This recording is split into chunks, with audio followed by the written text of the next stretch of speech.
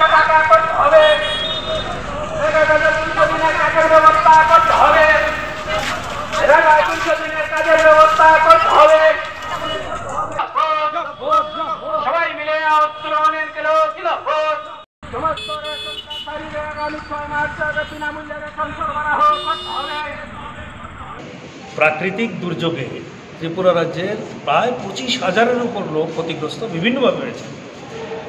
সরকারি যে তথ্য তাতে দেখলাম 15,000 কোটি টাকার উপর সেখানে ক্ষতিগ্রস্ত হয়েছে, কিন্তু আমরা যদি হিসেব করে দেখি তার চেয়ে অনেক বেশি। বিশেষ করে কৃষি, মৎস্য এবং পশুপালন দপ্তর কোথাও কোথাও রিভার ব্যাডের এলাকায়, বিশেষ করে খোয়াই নদীর অববাহিকা এলাকার মধ্যে বাড়িঘর ক্ষতিগ্রস্ত হয়েছে, বাড়ি বন্যায় ভেসে গেছে। আর এটাও আমরা জানি ত্রিপুরা রাজ্যে এখন পর্যন্ত 36 জন মারা গেছেন, এখন একজনের এখন পর্যন্ত নিখোঁজ আছে।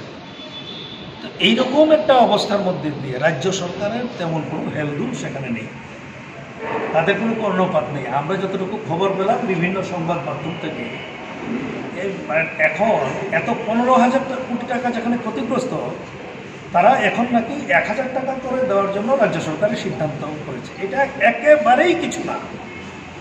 এই অবস্থায় ত্রিপুরা ক্ষেত মজুর ইউনিয়ন, আমরা মনে করছি এই সময়ের মধ্যে ক্ষেত মজুর ইউনিয়নকে রাস্তায় নামতে হবে, মানুষদের জন্য কথা বলতে হবে, বিশেষ করে যারা বন্যা পীড়িত মানুষ, তার জন্য আমরা 14 দফা দাবিতে, বিশেষ করে বন্যা পীড়িত সহ এবং অন্যান্য যে গুরুত্বপূর্ণ বিষয়, তার এই দাবিগুলো নিয়ে আমরা মাননীয় জেলা শাসক মহোদয়ের কাছে আমরা দাবিগুলি রেখেছি।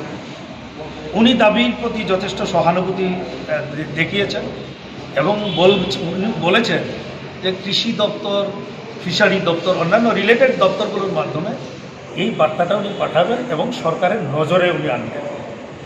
আমরা এটাও বলছি যে কোনো কোনো ক্ষেত্রে দলীয়করণ হচ্ছে, দলবাজি হচ্ছে।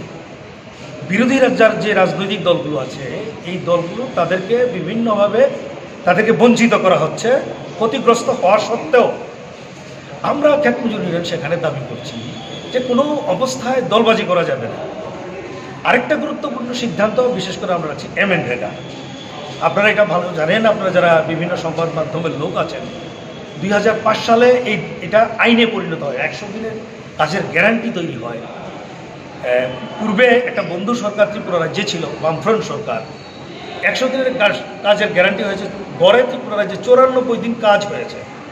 এবং এটাও আমরা লক্ষ্য করেছি কোনো মানুষ আবার 100 দিনের উপরও কাজ করেছে। কিন্তু আমরা এখন দেখলাম এই প্রকল্পটাকে উঠিয়ে দেওয়ার জন্য চেষ্টা করছে।